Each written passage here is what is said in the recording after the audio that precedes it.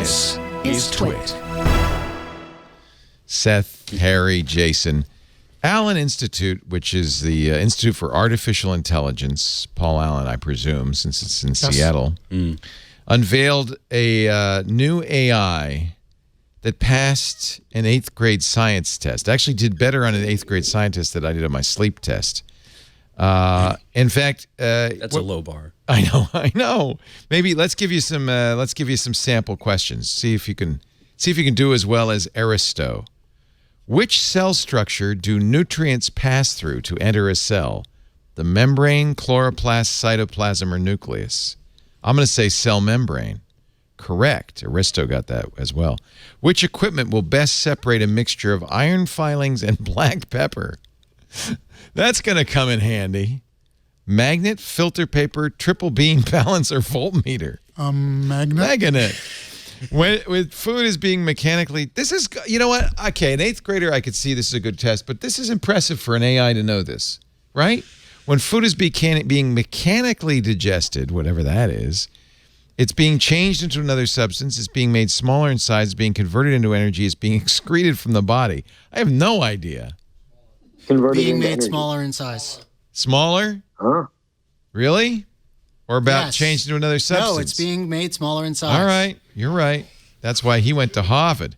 This system, this question is the only one Aristo missed. It gets converted into energy. According to New York State, which should know, it's made smaller in size.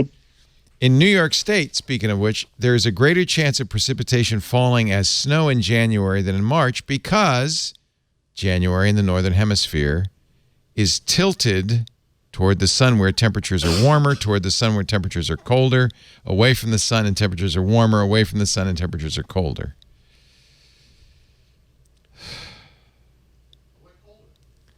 One would think it's colder, right? So we got to eliminate warmer. Away from the sun and temperatures are colder. Yes, Aristo got that right, and so did you. You're so smart. The movement of the liquid in a thermometer shows changes in the temperature. An increase in temperature indicates the molecule in the liquid moved slower and closer together. This is an increase in temperature. Moved faster and spread farther apart. Contracted in size when heated. Expanded in size when heated. Well, move faster and spread farther apart, right? Well, I almost passed. Aristo got that right. So, is this impressive, or is this just more Jim Crackery like IBM's Deep Blue? Are you impressed? It seems to me those are hard questions for an AI because they imply an understanding of a physical universe the AI doesn't even exist in. Well, it's an accomplishment in synthesis of information. It doesn't mean it has any true understanding. It doesn't really understand, yeah. But it is good at understanding the question and synthesizing enough information to get it right, which is valuable long-term. I mean, it seems like there's a huge business opportunity in computers synthesizing vast amounts of information and grinding them down. Engineer in our chat room says it isn't, in fact, a better understanding of the physical world, but it's better language models driven by neural networks. It's Aristo is actually based on a neural network technology called BERT that was created by Google, and it was instructed to read thousands of articles and books through which it learned about the patterns. Which that makes sense. I mean, it's really the training, right? Like the important thing here is that they figured out how to build AI better, not so much its answers.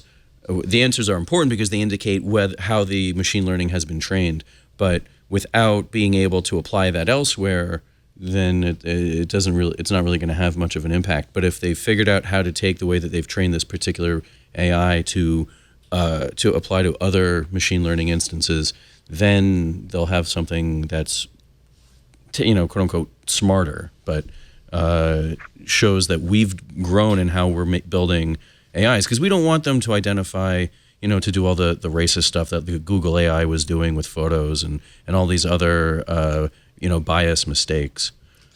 These were multiple choice questions, which means that it was trained to do multiple choice. Right, which is a lot easier than if you asked them the same questions and did not give them 4 things to choose from. Yeah. Right.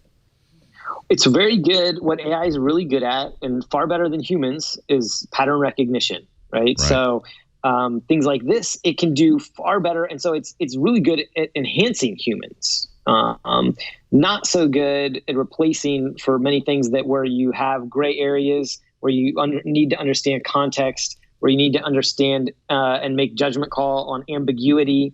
And so, one of the dirty little secrets about big data is a lot of the companies that are working on it the most are hiring armies of humans to do all of that sorting and collecting and deciding on the ambiguities, deciding on the gray areas, making those decisions, because the computers aren't very good at it. And they sort and organize the data, and then you have the AI crunch it, right? And it's super fast at those things. And so, yes, there are some of these AI is going to replace certain types of work that involve where you have some of that basic crunching because it's faster. It's also going to create more different kinds of jobs. And that's a lot of what this discussion almost always seems to boil down to is like, when is the AI, going to take my job? And so I think that's the thing to understand about it. AI still is not good, and in our lifetime is not likely to be very good at understanding ambiguity, understanding context. And that's where, interestingly enough, people who can mix liberal arts, which is all about those things, with some types of data science and that type of work have become extremely valuable.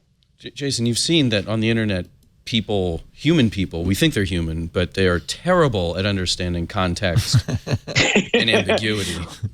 Well. Maybe they're Russian troll bots. No, they don't even understand sarcasm. You have to put a little smiley face so they'll know you're joking.